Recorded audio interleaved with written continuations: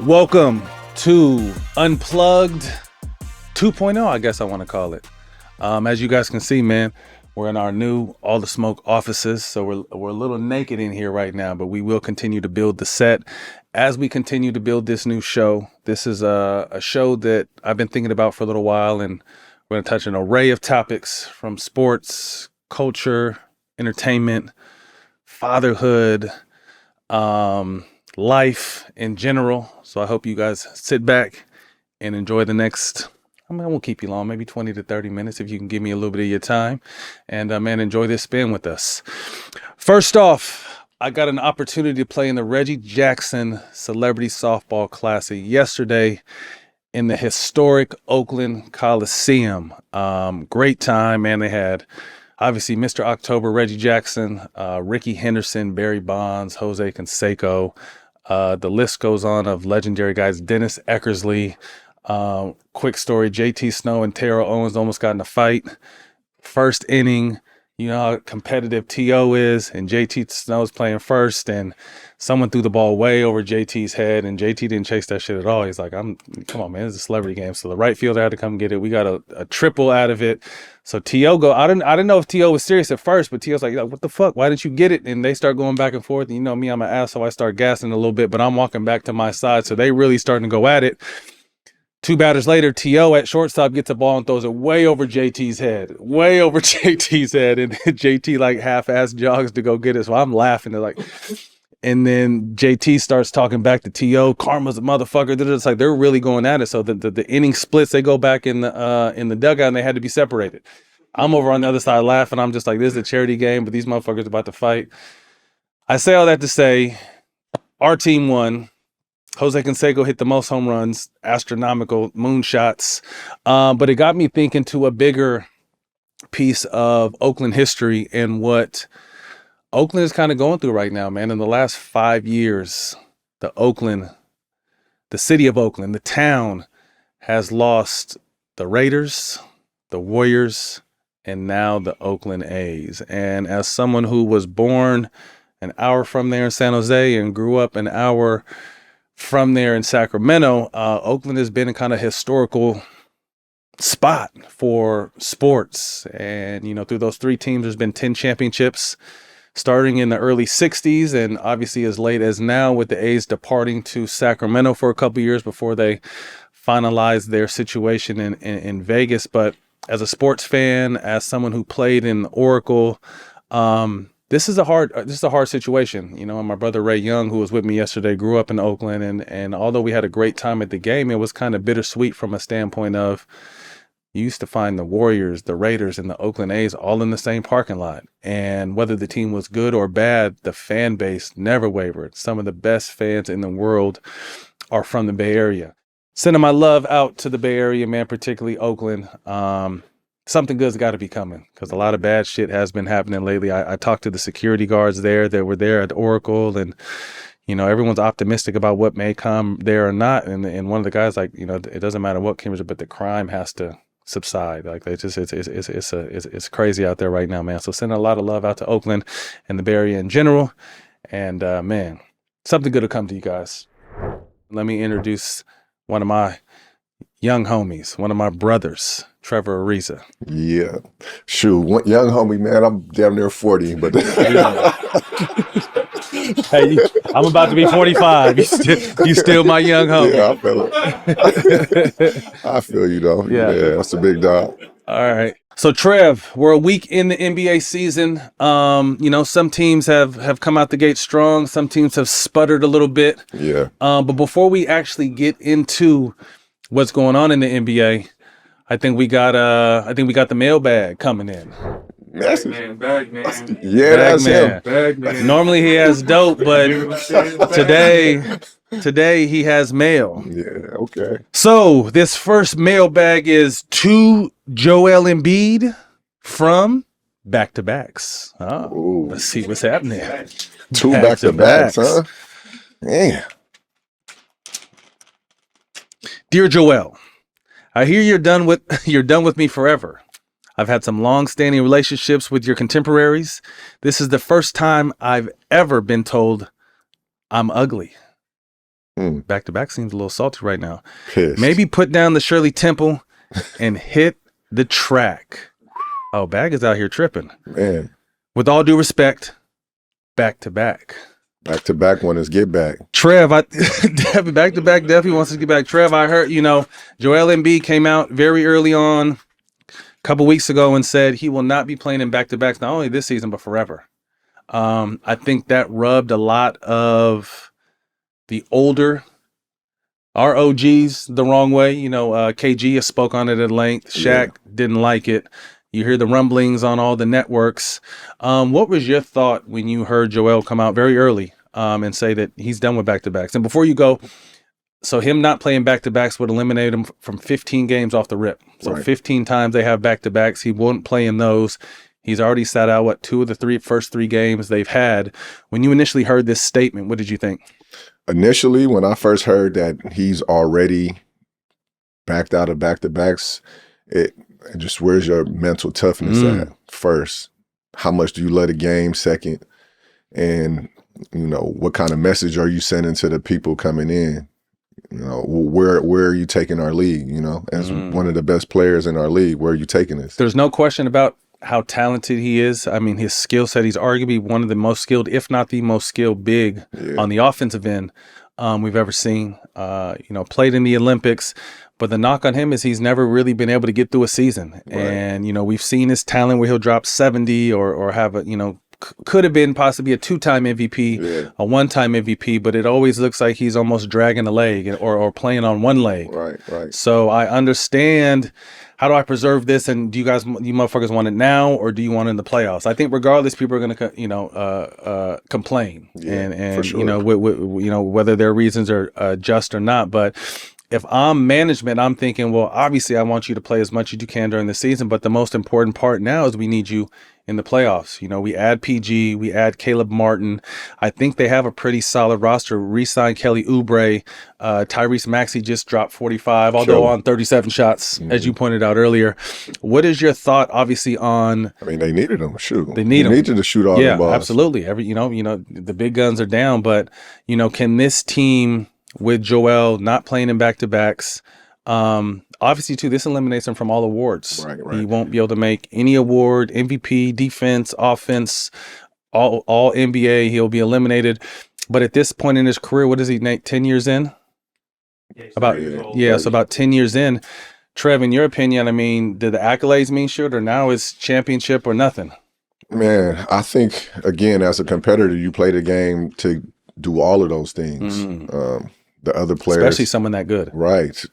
That's a super talent. So, we want to see that on a nightly basis. The only time we don't want to, see it if it's you're injured or, you have something like really, really, really wrong with you. But to just sit out or just completely like cancel out back-to-backs, that kind of.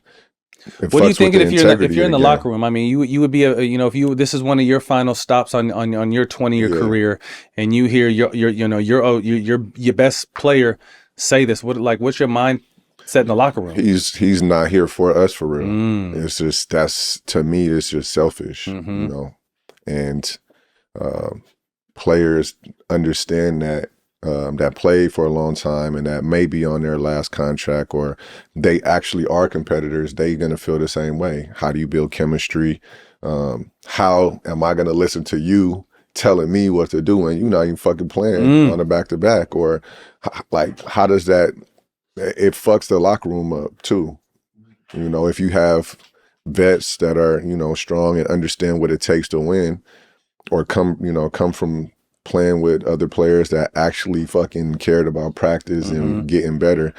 How can I listen to you if you telling me one thing, but you sitting on the sideline half the time? Let me be the devil's advocate. Obviously, the knock on him has always been tremendously talented, but doesn't really work in the off season. Right. But I will say there were, I don't know if it was whispers, but they said that, he dropped 20 pounds, if I'm not mistaken, coming into this season. So my question is, maybe did he hurt himself getting himself in shape? And that's the thing. What if at the end of the day, Trev, this motherfucker just can't stay healthy, and I'm going to have to play through pain regardless, but do you really want me to go through this shit during the season, or do you want it in the playoffs? Right. Now, everybody's DNA or physical makeup is different, but we can't really say that because we seeing somebody play in the game for 22 years and take care of his body like no Crazy. other. You know what I mean? Crazy. So if we're comparing somebody's talent to somebody that great who actually has the work ethic and all the things that come with it, you feel cheated a little bit. Can you imagine like an Embiid with the LeBron taking care of his body, or a Kobe offseason where like he could be the greatest player of all time if he put that work in before the season, if his body was able to put that work in before the season and then have that carryover in the season? He's a 7'2" guard for real. For real, with a bag, with a jumper. With everything. So before we get out of this topic, Trev, I mean, this team healthy, or him being as healthy as he can be, Paul George coming back as healthy as he can be, Caleb Martin, Tyrese Maxey, Oubre, they got some good pieces. Where do they fit in the Eastern Conference landscape? Again, it depends on how far your leaders can take you. If their leaders are stepping up to the plate, showing them that it's a mental thing to get into game 56, don't feel well. It's a marathon, not a sprint. Right. You know, so it's the long game, and it all depends on what their two big guns or their core Two players. stars, yeah. Do.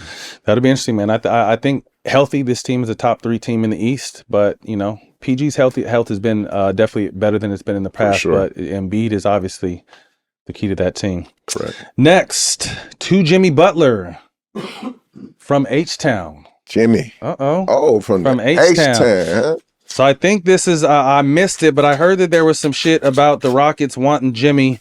Obviously, we had a conversation with Zoe this past offseason and Tim Hardaway, and they both said there was a little bit of friction between Pat and Jimmy. Oh. Jimmy came out and spoke, talking shit during the playoffs to a playoff. I don't remember exactly who it was, but Pat came out and said, like, you shouldn't even be talking if you're not in the playoffs. I think Jimmy has antics about him that probably rub people the wrong way at times, as we all do. Right. Pat goddamn had enough. So, obviously they're going into this season with the uncertainty of whether, Jimmy being 35 is his final year of his deal. Is he someone they're going to lock up for the remainder of his career, or does he float out to Houston? Let me read this real quick. Dear Jimmy, I remember like it was yesterday. You growing up in Tomball, that what it was? You growing up in Tomball, just down the way. The weather is good. The food is fire. Ask Trevor Ariza. Come on home. Hey. This kid misses you.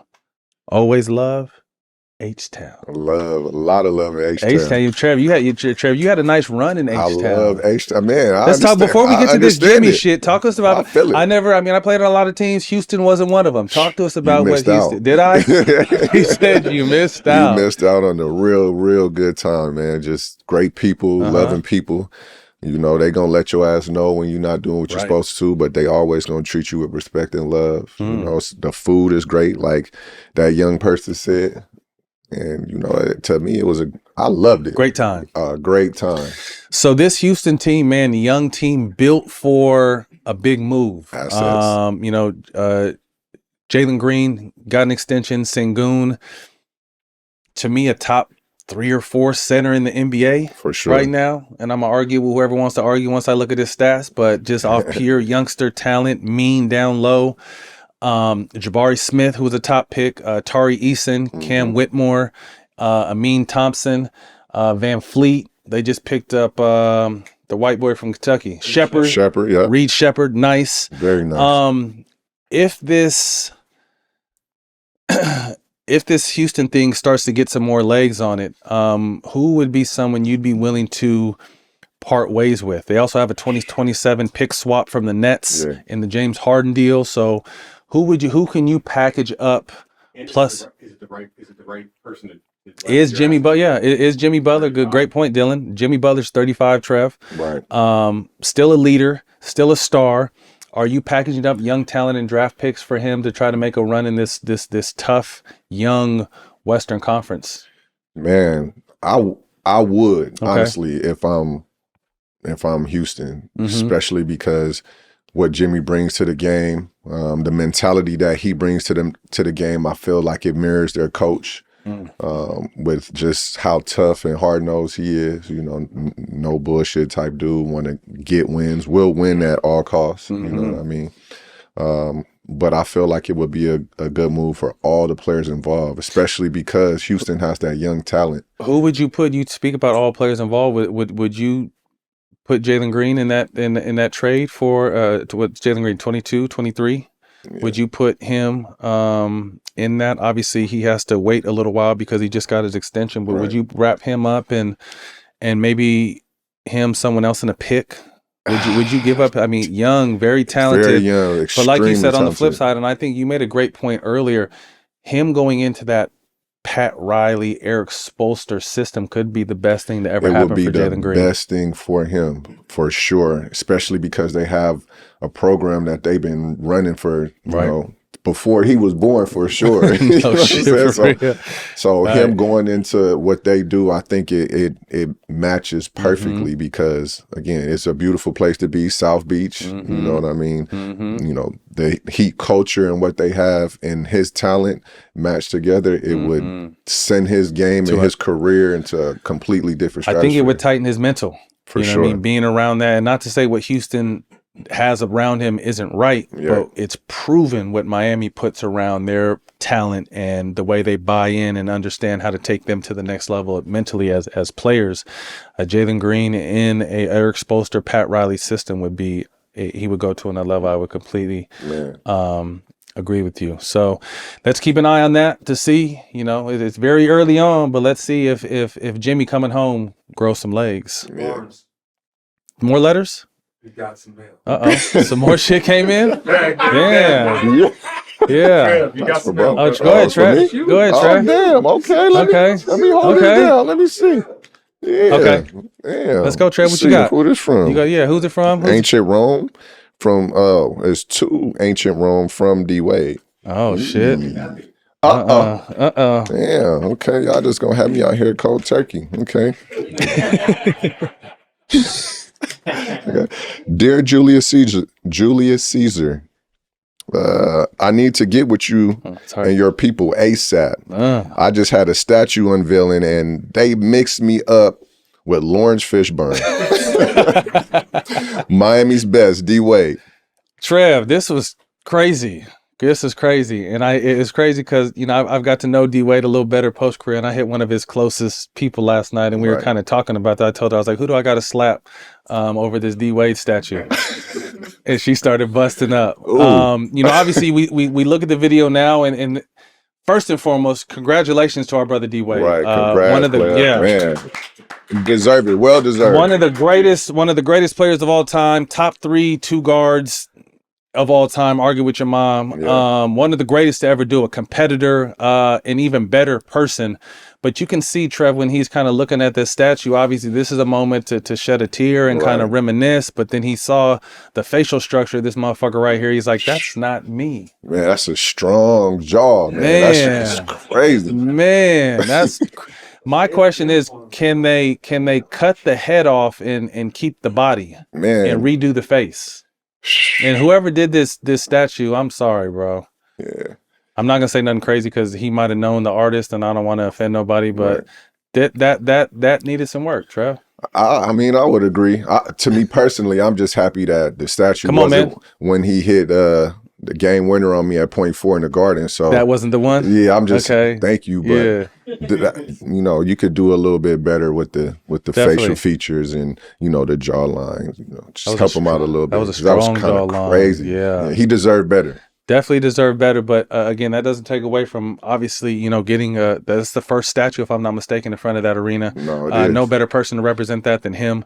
When you speak Heat culture, Dwyane Wade comes to mind. So salute to our brother, two-time champion? Three time NBA champion, NBA Hall of Famer. Wade County, you got your statue, bro. But let's see if we can chop that head off and let's get second team All-American on that. Yeah. Okay. So obviously, again, salute to our brother D Wade for the statue. But right now we got to put you in probably the top 3 worst, and this is with love, bro. I love you. It's not your fault. Right. But, you know, Trev, some other statues that come to mind are David Beckham. He had a rough one. Ronaldo. Man, Ronaldo had a rough one. So right now we're going to take it to the streets. Y'all tell us, D-Wade, Ronaldo, or Beckham, who needs a do-over? Who needs a do-over? She's on a club. The next one, to Nikola Jokic from Floor Spacing. Oh. Damn. Coming at players' heads, huh? They saying there ain't no snipers over there? That's what they saying. That's what he said. Okay. Dear Nikola, you've been getting all the praise, 3 MVPs, championship, but something's a little bit different about this season, isn't it? You think floor spacing grows on trees. Good luck this year. You'll need it. Warmest regards, floor spacing. Obviously, KCP out, Russ in, but I want to back it up a little bit further to Tim Conley, someone you knew well, you had in Washington, Right. built this roster with Denver, the championship roster, and he left the year they won. Yeah. And since then, Calvin Booth came in and they've declined. They lost Bruce Brown. They've lost Jeff Green. They've lost KCP. I know they lost someone else too. There was one more guy I want to say they lost. No, I mentioned Jeff Green. Morris. Well, Monte Moore, that was a shooter. Oh man, he's a really good guard. But obviously our young boy Peyton Watson is getting more minutes over there now. The Brown kid, what's his name from Kansas? I like Christian Brown. Yep. You add someone Super like athlete. Russ, who is an ultimate team player, but not a shooter. They're packed in right now. They're packed in right now. The only guys that are really shooting is Jamal Murray is a shooter. Michael Porter Jr. is one of the streakiest shooters in the game. Someone he can knock it down. But there's not a ton of space out there for Jokic to operate. Yeah. They've got off to a 0-2 start. Trev, thoughts on just the way this roster? Would you say it's gotten better since the championship or gotten worse? I don't think it's gotten better. And again, every year I feel like in the NBA, you can't take step backwards, and shooting comes at a premium. So if you don't have shooting, you don't have spacing. And like you said, it's early in the season, but without the spacing, Jokic really can't be who he is for real. Right. So you got to get some shooting over there in Denver, and you got to get it fast, or else, it's going to be a regression. Denver was number 4 in the league in three-point shooting the year they won the title. They finished 10th in three-point percentage last year. Currently, they're 25th in three-point percentage and last in field goal percentage. So they're just not putting the ball in the basket. So this is going to be something interesting to watch, Trev. Obviously, Murray hasn't been playing well. Came out the gates. He's playing well to start this season, but hasn't necessarily played well. Last year, didn't play well in the Olympics. I'm a big fan of him, but we will have to keep an eye on it. Yeah, definitely. You got to play better. Trev, appreciate you, bro. Good to see you. Easy. We'll talk to you next week. All right, buddy. Now we'd like to welcome in the neighborhood hater, my brother, Gino Davis. What's up, baby? Well, how you doing, man? that got a cheer from downstairs from Christina, Man, 3 levels you below. knew it Hey, coming? motherfuckers are fucking with It's you, a thin bro. line, baby. It's a thin line. So, Gino, one of the heaviest LA representatives I've ever met. You got your flag, you're flying your flag today. You got your Dodger hat. You look good in the Legends. First it's Barnes Bunch, now it's Unplugged. I mean, bro, you're moving up. I've been on, man, for a minute. They just told me this morning, I didn't even know you were going to be in this. They said you won a drawing for a boner pill. Like, your name came up in the drawing. That got out? And that's how you got on the show today. I definitely need that, bro. Rose, Cialis, Yes. Hims. Can you get that hooked up? Do you prefer one? Viagra? I mean, I could try to make some calls. I just need something free. Okay, something free. Okay, yeah. So whatever you have. Do you with prefer that, one than the other? No. Whatever's free. I heard they got gummies now too, and I know you I'm like, with it. It works okay. too. Oh, Yeah. Okay. It works. Okay. I'll save yours when you ask me for them later. West Coast hating at its finest. Before we get into the Dodgers, Ice Cube's performance to open up Game 2. I watched it. You see Super Bowl performances, and they're all backstage lights, and Ice Cube came in there and rapped just some "Today Was a Good Day" and what was it? What was the other song? It Bow slipped my down. mind. And bow down when I come to you, and he switched the words Yes, up. indeed. Thoughts on that? I mean, that shit gave me chills. I watched it on the next day on social media. I was like, oh, this shit is dope. I mean, from an LA perspective, who else could have come in and done Nobody. it, right? Like who we gonna get? You know what I Right. mean? He's one of the greatest to do it. The crowd was epic. The Did crowd you went go up. to that game? I didn't go. I didn't Okay. make it. I couldn't afford it. Yeah. You know, I had to sell my body to get tickets for it. But you're And not. I wasn't aware. I wasn't but you're aware. not above that though. No, You've I done wasn't- it in the past. No, but I'm with it. But I didn't get the Okay, tickets you that didn't I get wanted. enough. Yeah. You didn't sell enough But box. when he came out, man, the crowd went crazy, and the Lakers performed. So I think it was good. The for them. Dodgers performed. We're going to get to the Lakers. Thank you. I The Dodgers appreciate performed. it. You know how So it is. big news coming out of Game 2. Obviously, Freddie Freeman, grand slam, Game 1, came out and hit a home run. Game 2, a lot of home runs left and right. But Ohtani's injury was kind of the topic out of Game 2. Do you have any inside information? Will he be back Game 3? No, he is. He actually didn't get hurt as bad as we thought. Okay. I mean, the whole city panicked for a minute. Yes. But I mean, what for $700 million, you got to come out with one arm. Come on, and play for us. one arm. Yeah, you got to come regardless. out with one arm and play for us. Regardless. So he's in the game. I think the Yankees going to have a big problem tonight. Thoughts on just, Dodgers have been at the top of the top of the league the entire season, but getting hot at the right time is essential. And, the way their bats have been going and then their pitching has been showing up as well, but they've just been hitting the shit out of the ball. Home runs are flying out of the park left and right. All through the order are hitting the ball. So your thoughts going into Game 3, confident? I mean, 1 through 9. I mean, I think we're the best in the business right now. If the top of the lineup doesn't get you, the bottom of the lineup is going to get you. The bottom doesn't get you. The people on the bench are going to get you. Mm-hmm. So yeah, we're in a place where they have to start hitting and not us. Yeah, So, Judge has been struggling. I expect Judge to, bounce out of his slump. Some other guys have been picking up the slack, but they're definitely going to need Aaron Judd if they're going to have a chance to come back in this series. yes, and he's been playing well all year. So baseball is a funny sport, man. It can break your heart. Mm-hmm. One day you're up, the next day you're sitting on top of the world. And it really only takes one hit from him. That's so if we pitch the way we're known to pitch to him, we'll be all right. I played a little baseball in my day, and they used to have slump busters. What would be your slump buster right now if you're Aaron Judd to get you back on track? And it could be anything. I am actually sitting on off-speed pitches to get out of slumps. Really? That's what you're supposed to do. Okay. You're supposed to sit on off-speed to get out of slumps. Speaking of pitches and off speed, you and Ray are full of shit, first and foremost. Let me just start by that.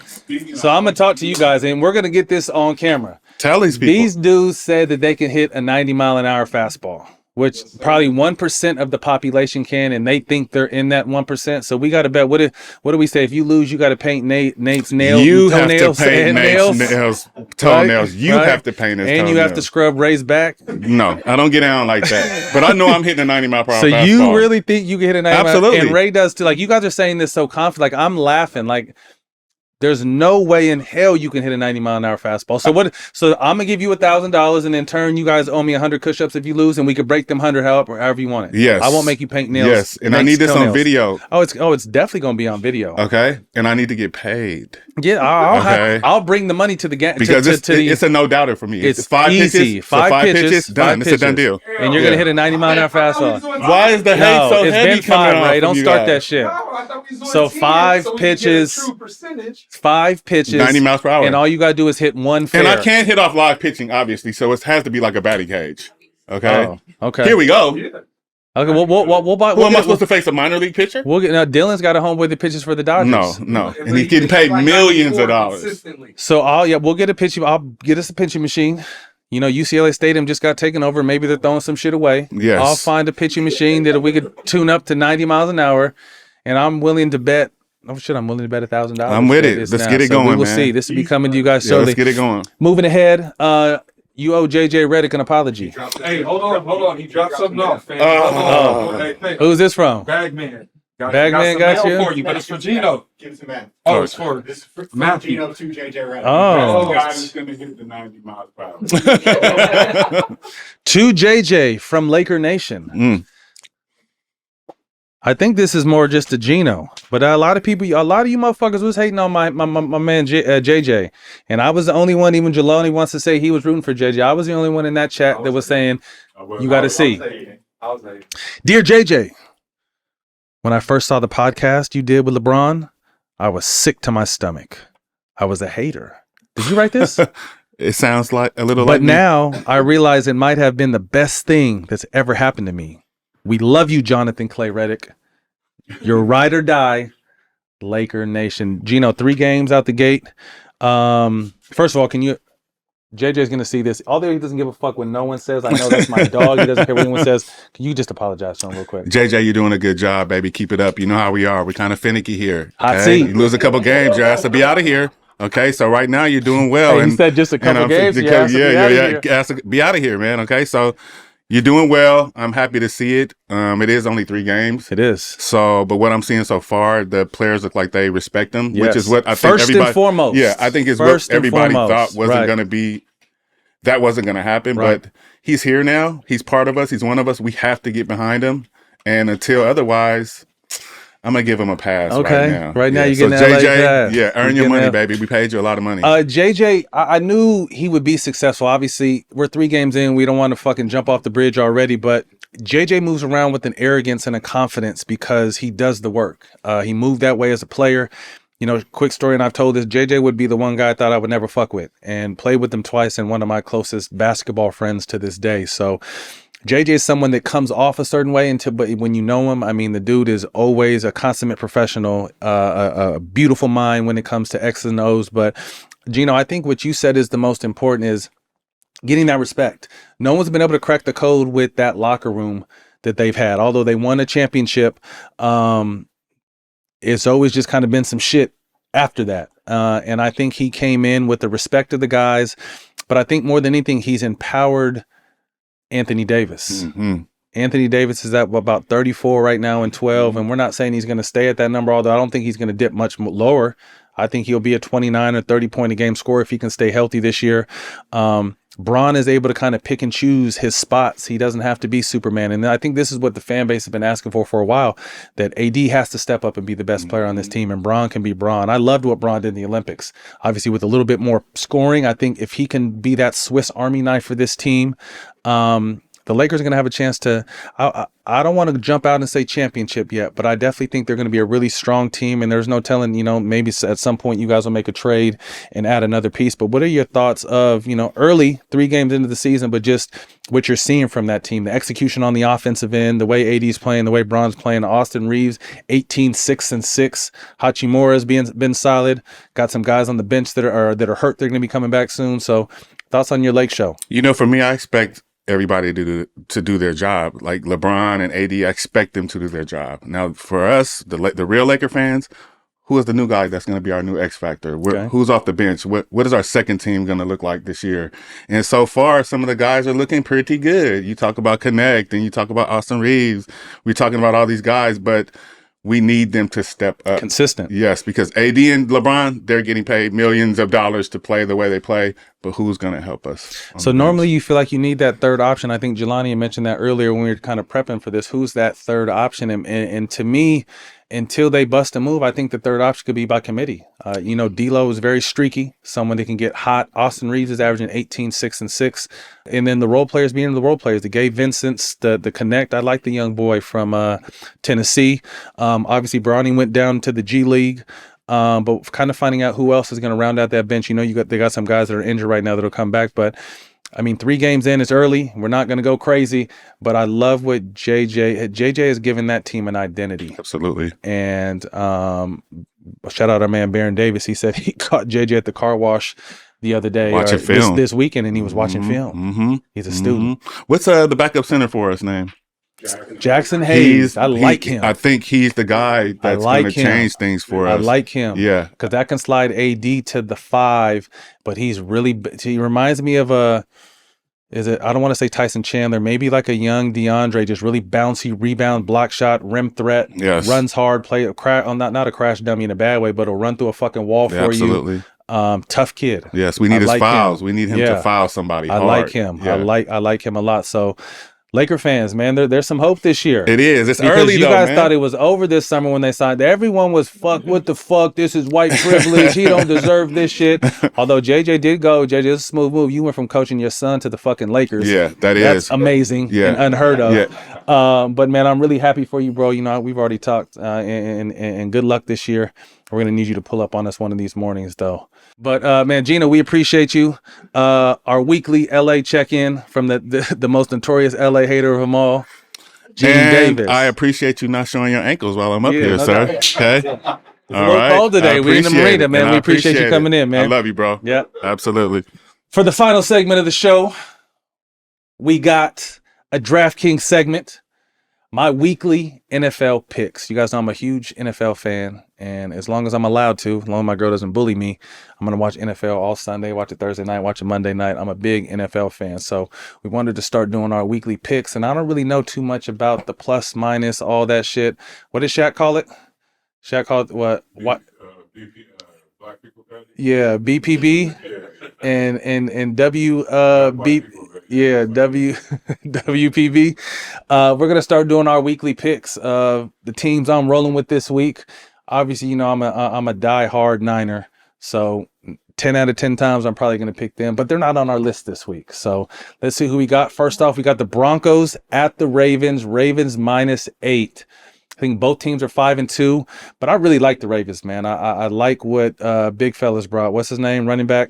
Derrick Henry, what he's been able to do, leading the league in rush, if I'm not mistaken. Lamar Jackson is one of the best in the game, 2-time MVP, so I really like what they're going. So I'm going to take the Ravens at home -8. Next pick, Lions at the Packers. Lions have been playing well.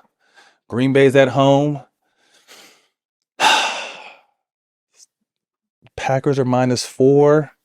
No, Lions is 4.5. Oh, so Lions are Yeah, -4. They're favorites Okay. on the road. Lions going in to Green Bay. I'm gonna take the Lions -4.5 going into Green Bay. I like Green Bay, young quarterback over there, very bright future. I think Jared Goff's got these guys playing really well right now, so I'm gonna take the Lions -4.5. Next up, Cowboys going into Atlanta. It's the Falcons are -2.5 points. Although I feel like Dak might have a bounce back game. I just have too many friends that swear by the Cowboys, and I like fucking with them, and I love when they lose.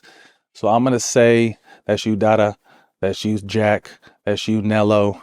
Kobe, our office manager. He's a Cowboy fan. So there's too many Cowboy fans that I like to fuck with. So I'm gonna go ahead and take Atlanta -2.5. To hold it down. And to round out the week, the NFC West right now, I'm just letting you guys know right now, it will be the 49ers once we get healthy, as Nate shakes his bald head over there.